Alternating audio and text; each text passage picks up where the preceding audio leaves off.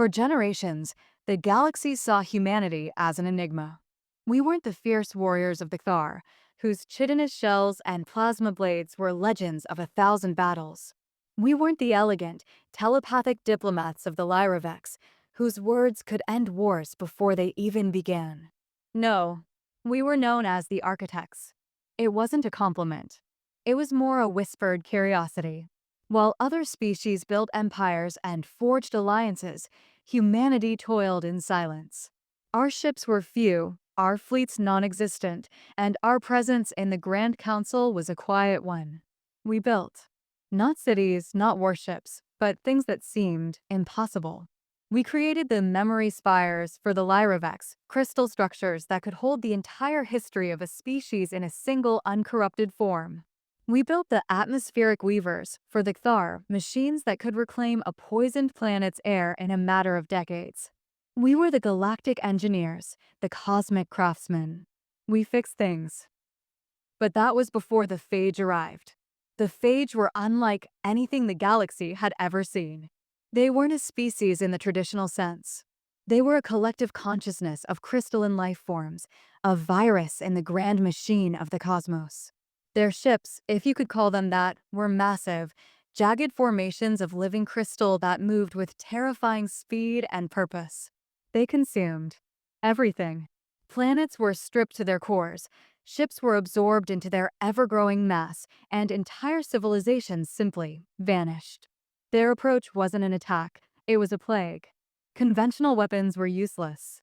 Plasma energy was simply absorbed and repurposed. Kinetic rounds shattered harmlessly against their crystal hulls. The galaxy was in a panic. The Thoras Great Armada was decimated in a single encounter. The Lyravex's psionic shields were pierced like tissue paper. Hope was a fading star. In a last, desperate act, the Galactic Council turned to the one species they had ignored in their quest for military might: humanity. They sent a formal request to our capital, expecting an alliance, a fleet, or maybe a superweapon. We sent them a small, insignificant diplomatic vessel. The delegation was led by an old woman named Dr. Eris Thorne. She was a frail-looking woman with a gentle smile and eyes that held the wisdom of 1,000 galaxies. With her were two others, a silent man whose face was half covered by cybernetic implants, and a young woman, a xenolinguist, who seemed more interested in her datapad than the immense grandeur of the council hall.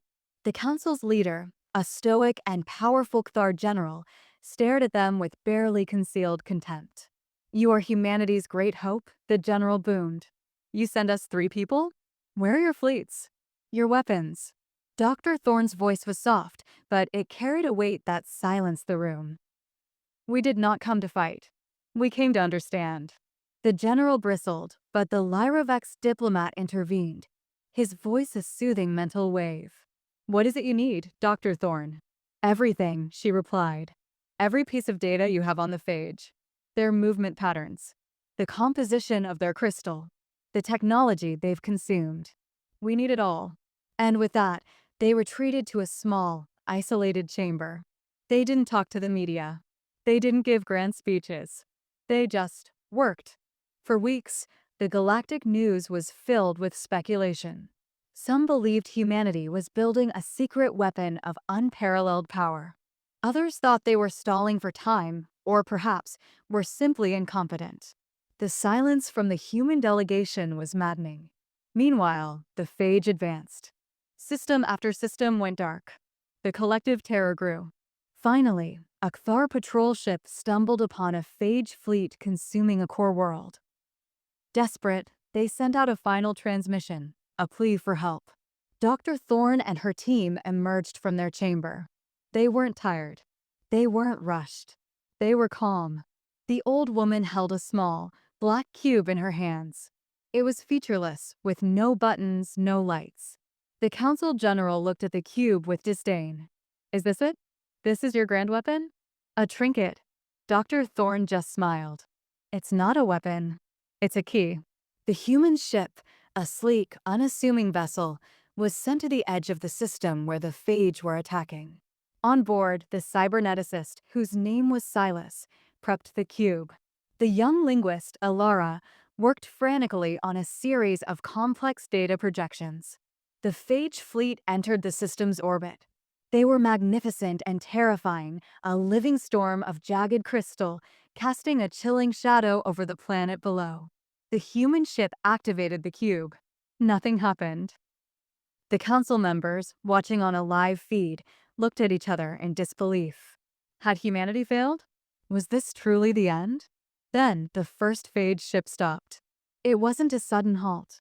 It was as if it simply lost momentum. Its crystalline surface, which had been pulsating with malevolent energy, began to subtly change. A faint, harmonic hum, too high for most species to hear, resonated from its core. The jagged edges began to soften, to round out. One by one, the other ships followed. Their predatory forms warped. The consuming crystalline growth receded, replaced by smooth, almost elegant new structures. The ships didn't explode. They didn't shatter. They simply froze. Their chaotic, consuming forms were transforming into intricate, beautiful sculptures. One of the largest phage vessels, a city-sized shard of living rock, transformed into a magnificent, crystalline tree, its branches reaching for the stars. The fleet became a silent, beautiful garden of cosmic art, suspended in space. The Cthar general, watching the feed, stood with his mouth agape. What did they do?" he whispered. Dr. Thorne stepped forward. Her soft voice was now filled with authority. "We didn't see the phage as a threat. We saw them as a disease," she explained. Their collective consciousness, their will to consume, was not an act of malice. It was a compulsion. An advanced form of a self-replicating algorithm that saw technology as a host and new planets as a resource. "We didn't build a weapon," she continued. "We built a cure." That cube emitted a resonant frequency, a sonic and a quantum signal that was designed to bypass their physical forms and rewrite their core programming. It didn't destroy their consciousness, it simply cured their hunger. We didn't kill them. We changed them.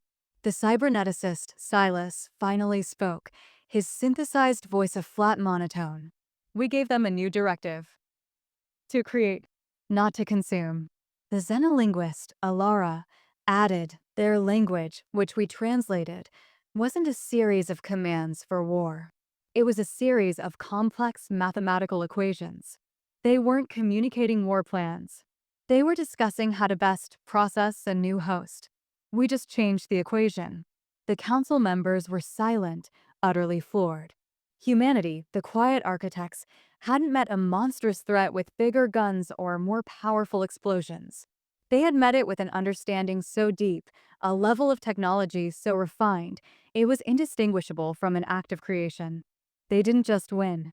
They transcended the entire concept of war itself. They didn't just save the galaxy, they gave it a new masterpiece.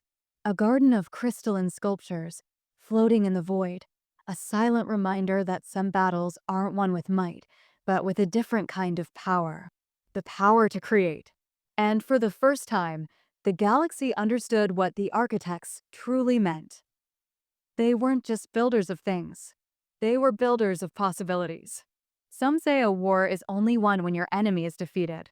But what if the true victory is when you show them a better way to live? What if, instead of destroying a threat, you transform it into something beautiful? That, it seems, is the silent wisdom of humanity.